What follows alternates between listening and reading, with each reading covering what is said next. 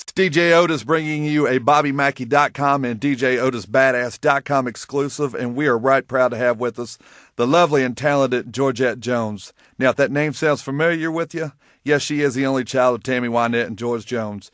Georgette will be playing at Bobby Mackey's in Wilder, Kentucky on October 19th. And Georgette, first of all, the pleasure of interviewing you is all on this side of the microphone here, because your father's one of my all-time favorites, and the duets with your mother are absolutely timeless in my book. So thanks for taking a little time to talk with us today. Well, thank you. I appreciate you having me on. As I was doing some research on you and your family, I discovered that you're a very strong woman, and you had to overcome quite a bit of adversity growing up as part of country music royalty. People can read these stories in your book, The Three of Us. But let me ask you, where did you find your strength to endure being the child of George and Tammy? And obviously it could not have been easy trying to take all that in at such a young age.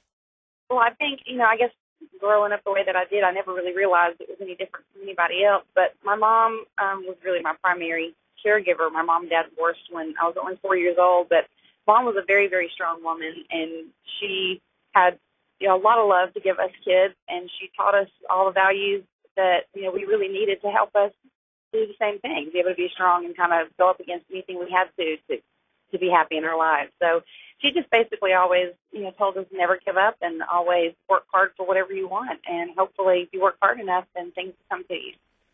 Well, and I think when I was going through your website and looking at some of your pictures, I mean, you have that persona that you're a very strong woman. I mean, you display that very well. And, I have to give kudos to that, because you're out there doing your own thing. And that's good parenting on your mom's part there. And you just talking about how strong she was. You were a nurse before you went into the music business. Growing up in the family of country music's most beloved artist, do you think that helped you in preparing for going into the industry? Obviously, things have changed throughout the years, but was it what you expected, not what you expected? How did you transition through all that? Well, it was a kind of a crazy transition, really. Growing up the way that I did, I think a lot of people kind of expect that I would know everything about the business. But like you said, everything has changed so much. It's so much different now than it was when my parents, came through. And also when I was younger, I really saw more the creative side, the artist side, more so than the business. And I think being a nurse for 17 years, it certainly was a job that prepared me for working hard and kind of, meeting people and that sort of thing. But it was nothing like, being in the music business. I don't think anything really could prepare me for that. It was a completely different lifestyle change, from just even the hours and the things that we do to just what is expected. And, for me growing up, I always was very nervous about being compared to, especially to my mom since I'm a girl, but and really shied away from music for most of my life for that reason. It wasn't until I was in my 30s, really, that I started thinking about, how much I missed making music full time and how much I loved it. And I didn't want to look back one day and wish that I had done that and have regrets. So I thought, it's just time to try to make the music that I love, and hopefully someone will like it. And I still also do some of my mom and dad's music, because I certainly want to always honor them and remember them and help keep their music in memory alive for others as well.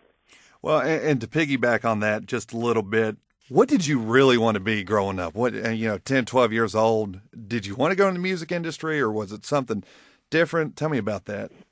I always loved music, but I loved things like photography and art, just a lot of things that were in the art world. I enjoyed all that stuff when I was younger, and I always thought that would be something that I would do, maybe on that side of it, like not me being a singer like my mom or dad, but something on the artistic side that I would be involved in something like that. But as I got to college, my grandfather had passed away. My sister had been in the hospital for a short time, and we'd been in the hospital because of things that had happened in our family quite some time that year, and it really made me start thinking about how much I wish I could help them more if I knew more, and it just kind of threw me into nursing, because it was just a curiosity that I had suddenly. There's got to be a ton of pressure on you, getting bombarded with questions from the press and radio guys like me about your family.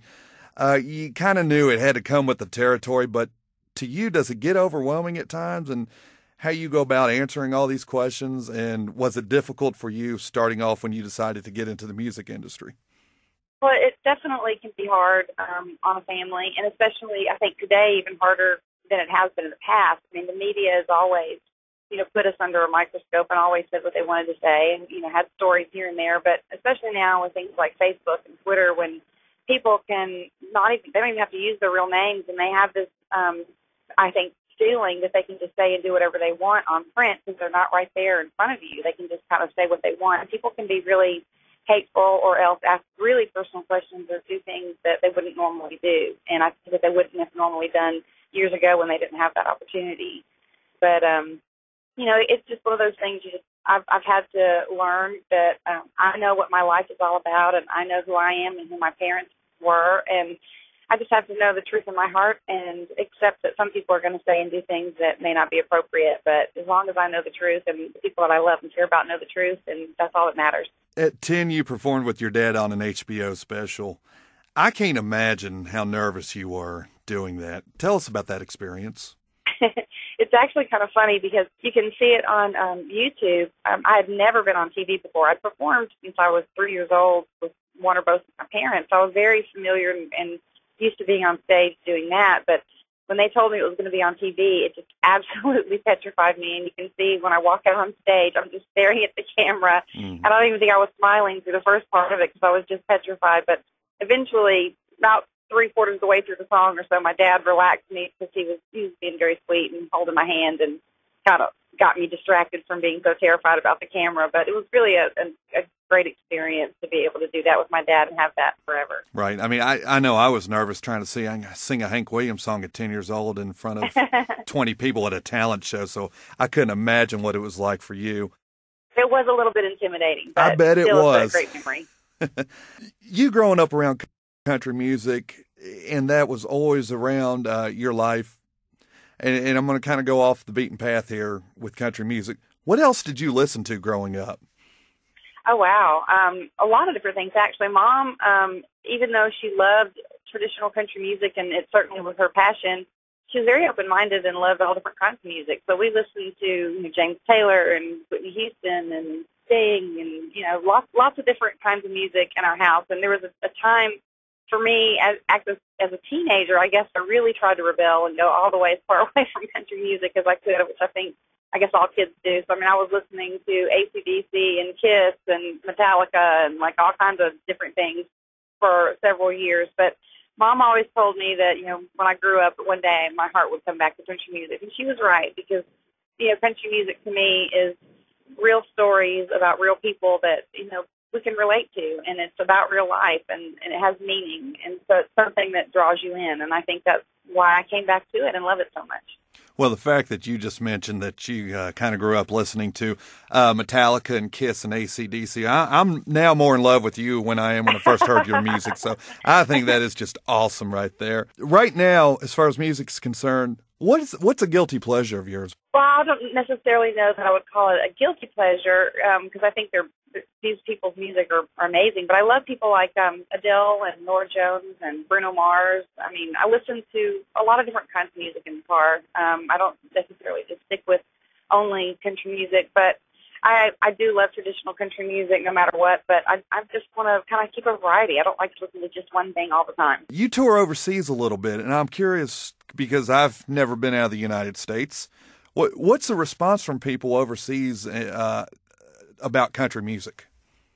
Well, the places that we've been so far have been great because in Ireland and England and some of the places in Eastern Europe, they've all been very receptive because they love traditional country music. In fact, they more often than not really like more the 70s, 80s, 90s style country than they do anything else. Once you get too far into the 90s, they're not really concerned about listening to anything more current.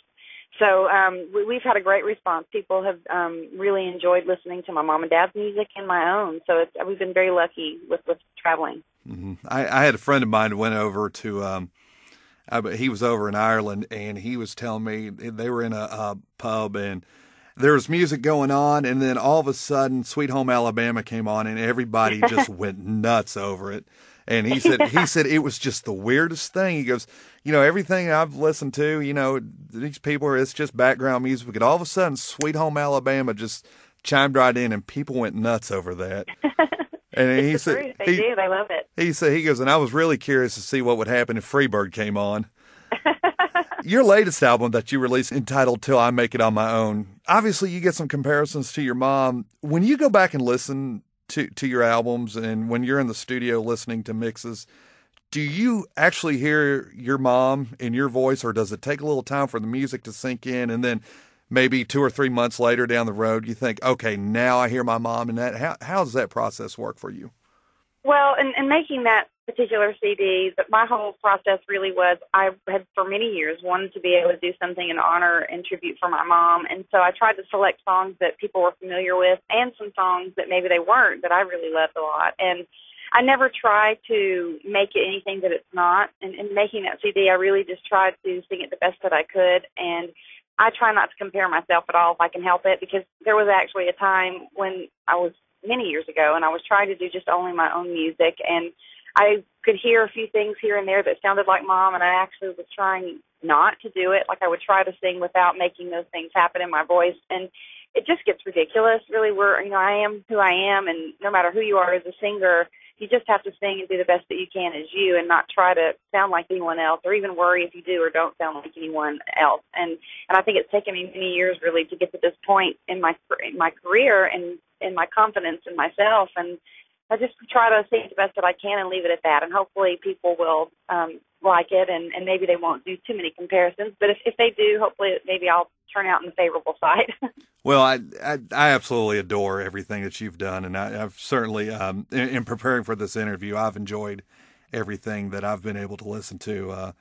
Oh, thank you. I appreciate that. It's really good stuff. As I was going through your website, and I was reading about you, and I was looking at the pics. First of all, I like you as a blonde, but there's a pic on the top of your site, and it looks like you're not going to take crap from anybody. And then there's another pic on your bio page, and you got a little smile going on there, and I think it's pretty daggone cute. So that kind of spurred the question in my mind, what is Georgette Jones like at home? Tell us about your family. Oh, well, I have a wonderful husband, and his name is Jamie, and he also is my steel guitar player, in addition to being my husband. And I have 2 children they're twins. They'll be 20 in October. And he has 4 children ranging from 6 to 14, so we kind of have a Brady Bunch between us. But, we just have, a very busy, crazy life sometimes, but a very good one. Good. I'm glad to hear that. It sounds like you have a very busy life with family and touring, and it can't be the easiest thing in the world for you. No, I mean, at times it definitely can get a little bit too crazy, but we are very blessed and happy that we get to do something that both of us love to do. Music is very important to both of us, and we're very passionate about it and about each other, so we're very happy to have the life that we do. I want to get into your book here real quick. The title of your book is called The Three of Us. Was it something that you felt like you had to do, or was it something that you wanted to do in writing this book? Well, actually, I never thought that I would do something like that, but about 3 or 4 years ago, there was another book that came out about my mom, and I started trying to read it, and really only made it through the first few chapters, and I got really upset at how I felt like they were trying to make my mom look. It wasn't at all a portrayal of the woman I knew, and it became more and more important to me to tell people about the mom and the wife and the daughter, the person that she was, not just the artist and the singer and the songwriter. And so that's when I started trying to research doing what I was doing. I was very, very lucky that I had someone like Patsy Belcox help me, because she was just absolutely an incredible writer and just a wonderful person. Your show coming up at Bobby Mackey's here in a couple of weeks, that's on my bucket list, and your book is on my list as well. One last question for you, and I'll let you go. Anybody that you would like to work with, living or deceased, anybody from Hank Williams to today, who would it be? Oh, wow. My 2 favorite male singers ever. Of course, obviously, other than my parents, Merle Haggard and Vince Gill are my 2 favorite singers, just end of story. And I was very, very lucky one night that I got to sing a song with Vince Gill at the Station Inn, and it was just the highlight of anything that I've ever done as a singer. So maybe one of these days I'll get lucky enough and I can fulfill my other dream and sing with Merle Haggard. That would just be amazing. Well, I certainly hope that happens, because Merle is one of my favorites, and I think that would just be pure heaven right there to hear you and Merle Haggard on the same song together. Well, thank you. Well, I don't want to keep you very much longer here, but I do want to wrap this up with you. Where can we find you at online? Please come to my website. It's GeorgetteJonesMusic.com. And you can I have a Facebook page under musician band page, and I have a Twitter account. It's for Georgette Jones. Good deal. Well, Georgette, you're just as sweet as Dolly Parton in a tub of buttermilk, and certainly have enjoyed our conversation. So thank you for taking the time to talk to us. And is there any way possible I can get an autographed picture of you to put up in my personal country music museum? Absolutely. And place it right next to your dad? Do that. Excellent. Absolutely, no problem. Sounds good. And you're Bobby Mackey's October 19th, correct? That's right. Yep. Sounds good. Gonna have a lot of fun. Georgette, thank you very much for joining us, and hopefully we will see you in a couple of weeks at Bobby Mackey's. That sounds great. See you then. Great. Thanks. Thank you. That is Georgette Jones, daughter of Tammy Wynette and George Jones, and you can find her online at georgettejones.com. Also on Twitter at Georgette Jones. Make sure you take a listen to some of her music. It is available through iTunes and as well on other online outlets. And also for the best in country music in the greater Cincinnati area, make sure you stay up to date at BobbyMackeys.com.